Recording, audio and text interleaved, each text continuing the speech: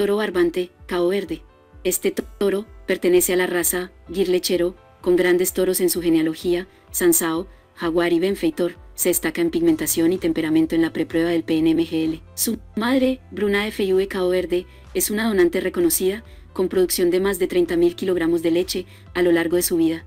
En el ganado Gir se manejan promedios de 9 a 12 litros de leche diario, bajo condiciones de pastoreo, y entre 15 o 20 litros, con suplementación nutricional superior, aparte del pasto, incluso bajo condiciones de trópico, en temperaturas que oscilan los 20 grados Celsius, y pueden alcanzar temperaturas mayores, a 34 grados Celsius, dependiendo de la época del año.